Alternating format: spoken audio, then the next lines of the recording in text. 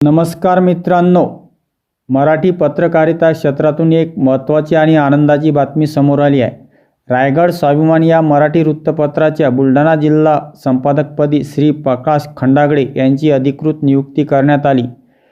रोहा बुलढाणा ही नियुक्ती मुख्य संपादक रघुनाथ कडू यांच्या आदेशाने जारी करण्यात आली असून आता बुलढाणा जिल्ह्याची संपूर्ण पत्रकारितेची जबाबदारी प्रकाश खंडागळे यांच्याकडे सोपवण्यात आली.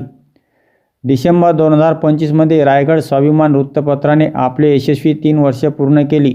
याच निमित्ताने रोहा येथील मुख्य कार्यालयात तृतीय वर्धापन दिनदर्शिका प्रकाशन सोहळा अत्यंत उत्साहात पार पडला. या दिमाखदार सोहळ्यात संपूर्ण महाराष्ट्रातून 100हून अधिक पत्रकारांनी उपस्थिती लावली होती. याच कार्यक्रमात नवीन कार्यकारिणीची घोषणा करण्यात आली आणि प्रकाश खंडागळे यांच्या नावावर शिक्कामोर्तब झाले. गेल्या 3 वर्षापासून प्रकाश खंडागळे हे बुलढाणा जिल्हा सहसंपादक म्हणून कार्यरत मोलाचे व प्रामाणिक कार्य करत होते.